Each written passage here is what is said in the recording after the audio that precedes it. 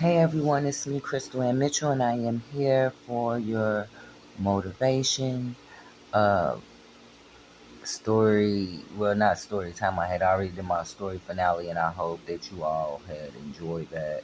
Putting everything together, uh, you know, with what was talked about. But so today, I want to talk to those that have been betrayed. Uh, I feel like that this is a much needed message that I must uh, address. Uh, so this is for those men or women that have been betrayed. We all know that betrayal never comes from a stranger. It's always someone that you do know. So that is what makes it more hurtful. You know what I'm saying? It's like, so my thing is that one thing I could never understand, and this is like no bull crap, and I'm not just saying this like to try to sound like, you know, this is on earth, and I know a lot of people, and then there's a lot of people that can't say this as well. They be trying to act like it, you know. But I have never in my life ever tried to befriend anybody just to hurt them. Like, I know it's the spirit behind the person, but I mean, there comes a time where, you know, because even like I said, how I was wanting to go out that night by my brother, and I didn't because I did not want to do my party drug. You know what I'm saying? So I know people got to be like, you know, this isn't. It has to be something like that ain't right. You know what I'm saying? Even when I'm gonna do something bad or think about it, it's always that something telling me like, don't do that, or you know, your intuition, don't go over there. You know what I'm saying? So I have never ever wanted to befriend anybody to get information out of them. I have never, as the and people like that, that's considered, they have that monitoring spirit. Nobody, I've never wanted to befriend somebody to uh see what they doing just so I can try to sleep around with whomever. I've just never been that type. And I didn't know, I mean, I never really was down with that. That ain't cool. And ain't, there's too many men out here and too many women for the gentleman, you know what I'm saying, for you to want to do that, and just to be friending people or want to know about them just so that you can try to, so you do have to be careful. You do have to be careful because it could keep um opening up yourself to people, you know what I'm saying, will make you where you do not trust people. And then you would come across somebody that's really genuine. And then in your mind, you thinking, you know what I'm saying, because you didn't had all these bad experiences with these evil people. You know what I'm saying? These evil spirited people with with agenda, whatever agenda it is. You know what I'm saying? And the beginning of her story, like I said, is about a betrayal. You know what I'm saying? And for me to write a book, something that I kept, like, writing this book had helped me to get over betrayal. The betrayal. You know what I'm saying? It was this girl that I knew of. Our families was cool. You know what I'm saying? Just find out that she dies, and then I finds out that she's the guy that I was talking to, messing around with, sleeping with. She that was his children. You know what I'm saying? And he had to tell me like after she had died. So knowing that for you, you know what I'm saying? Because it's like I never would get the answers of, you know what I'm saying? And then God tells you to write a book, and then you know getting over the things that you then kept in that really hurt you, you know what I'm saying? And you just kept it in, and it did bother you, you know what I'm saying?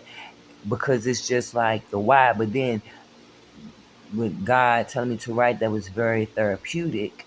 And then to like, it would be a time I would work somewhere, and then it would be a girl. Come find out, she then had one of her friends message, find somebody, like two people, one guy that I used to talk to, and then another guy that I was like talking to at the time. I mean, it'd be some weird females out here. And I know it's with the males too, but it be some really weird females.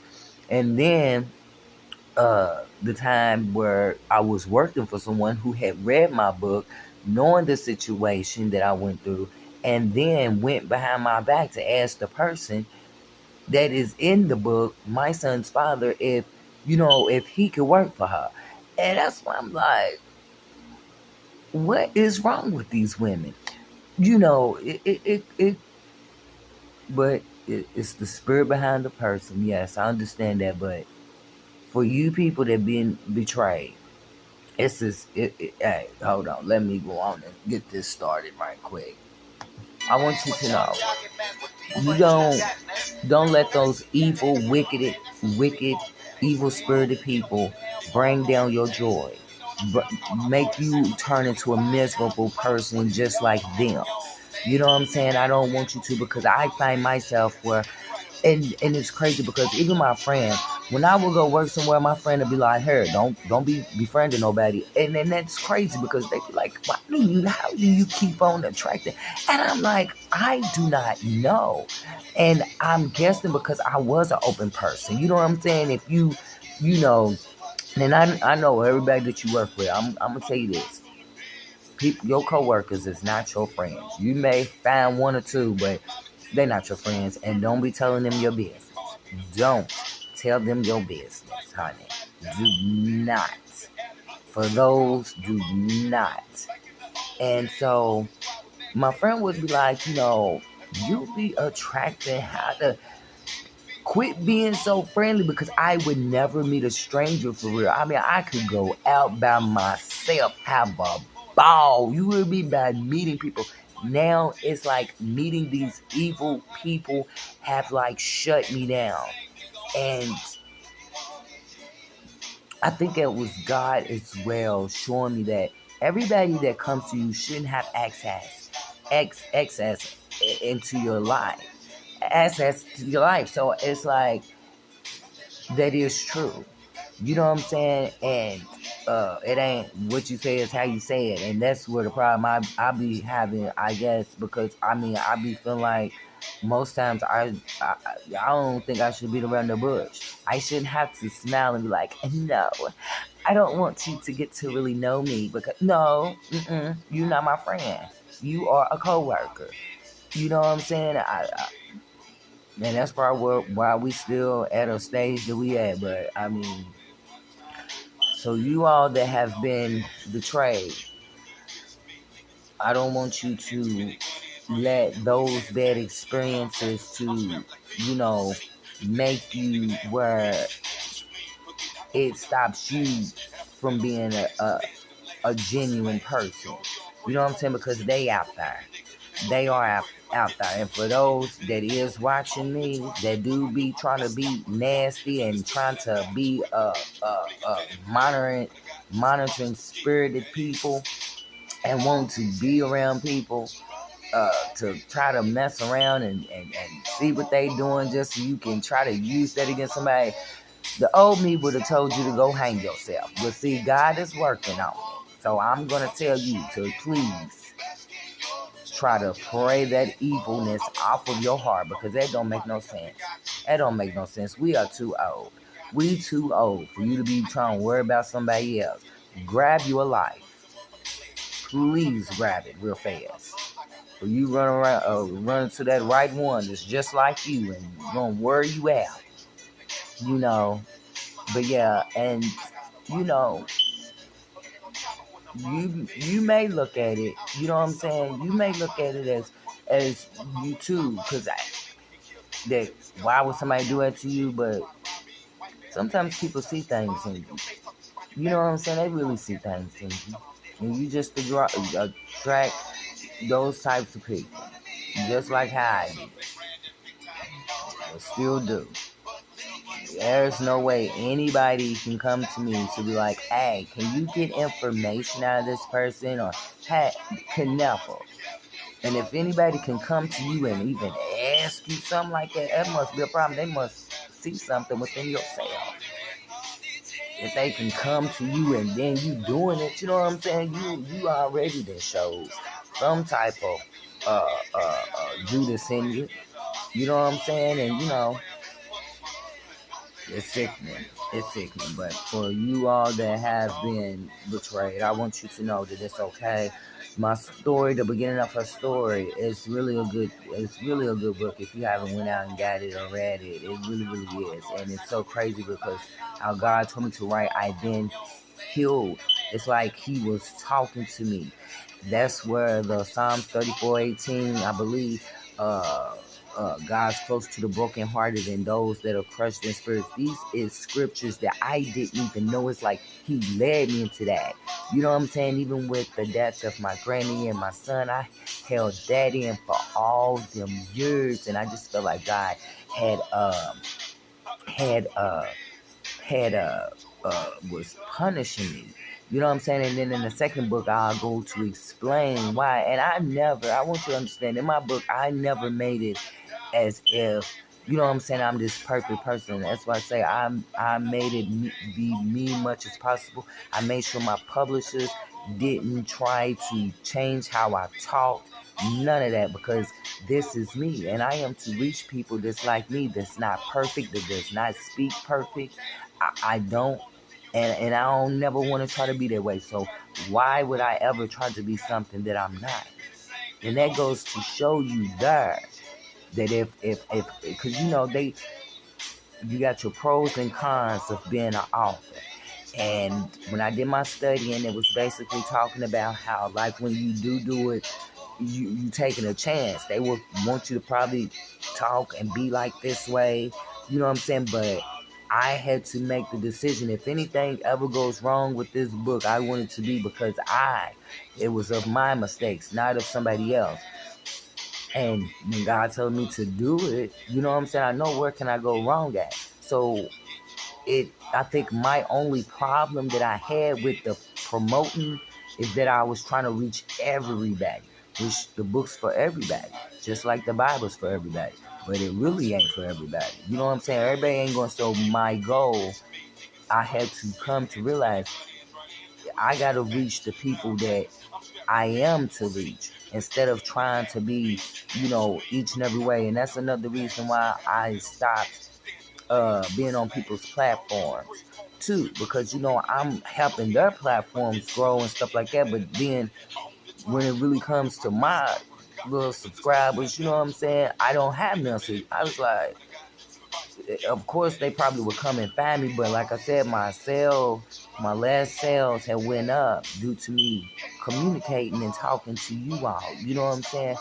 So, but I would tell you, for you authors as well, or those that's becoming an author, even when you don't have that many subscribers, still do it. And I'm telling you, I had a woman on Twitter, no, not on Twitter, on Instagram, who is a actress that had watched one of my reels and liked it. I think one of my highlight stories and liked it. You know what I'm saying? So you never know who is really watching you. Like I said, I got LinkedIn. I got some people that's at the Tyler Perry studio, and I didn't even think that they would like connect with me. You know what I'm saying? And I had just sent it, and the little want to connect, to be the friends and stuff like that up under there, and they would accept me. And I'd be like, and then there'd be people that be on TikTok. I finally got to 1,000 followers, whatever they call it, I guess, followers. Yeah, and then it'd be people with huge platforms that would then find me and be wanting to befriend me or it'll be somebody that I would, and they don't have like they're not following a lot of people, but they have a big platform, following, and they would accept me. So don't never get discouraged. And I want you to, especially if you're a new, becoming a new author and stuff like that, I would want you to get on anything that you can that's possibly for free, or if they charge you, take those, even if you don't feel like that they will. Even those that's doing things, interviews to get you up on, Google and stuff. So when you do start getting noticed, you ain't just now trying to get yourself out there. People can then go and then they can see how your growth is. Because if you go back to the beginning of um my interviews, you know what I'm saying? I was all over the place. I was all over the place. I was nervous. I was a total wreck, and I would have to read the Bible, that where Moses is talking to God, and he's telling him, he's like, "Don't be afraid, for I am with you." So I would listen to that one little part all the time when he was at the bush talking to God through the burning bush. And so I would play that little clip, and because I was so scared. But each time that I did that, I started getting better and better and better. You know what I'm saying? So make sure that you do that. So don't be discouraged while you building up your platforms. And then on LinkedIn, there'll be a lot of people that search me up. You know what I'm saying? That be watching and stuff like that as well. So you never know who's really watching and watching. You know what I'm saying? So I guess as to why I'm trying to be working on myself as well, because you just never know. With that woman on Instagram, she had liked it, and that made me be like, okay, I feel that, and that made me happy. You know what I'm saying? So and so yeah.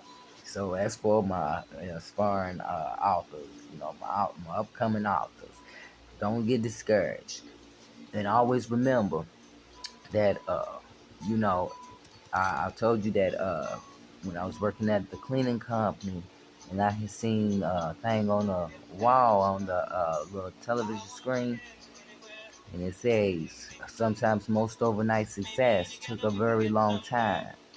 You know, and if those that surround you don't see your dream, your vision, you need to get other people that's gonna help you. But a lot of people ain't gonna see the vision, but don't be around those that's gonna make you feel like your vision's too big and that you can't do it. So that's why I think that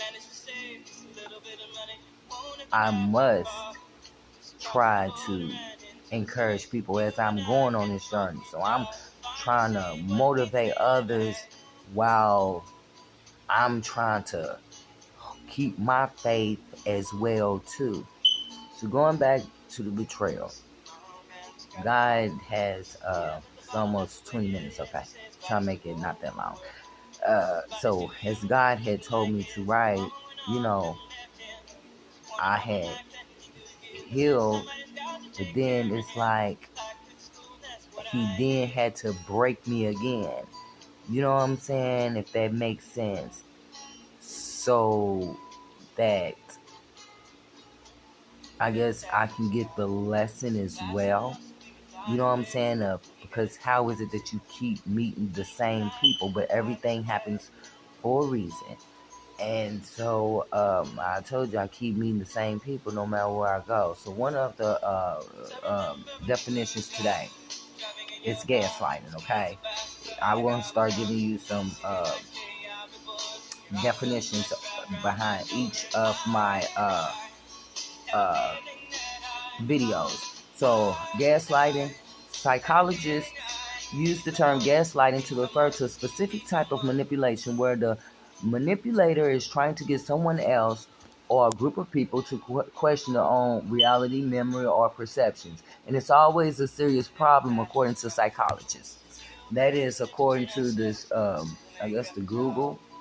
And so, up under my thing, up under my playlist, I got to whom I address. I address this to Miss Charlene and Miss Cecilia. Charlene Green and Cecilia Smith. So those to those two people, using them as an example of gaslighting. So we're gonna do that. That's one thing that I want you all. If you don't know what it is, I just told you what it is. That is a form of manipulation, and so most definitely be careful of these types of people. That will help to eliminate those. You know what I'm saying? To be careful of. You know, that's right there. That's a red flag right there. When they do that, even in relationships, the workplaces, friendships, and your family, you know, yeah. So I think this is a great idea. Of at the end of each of these is to help out, you know, uh, to help protect your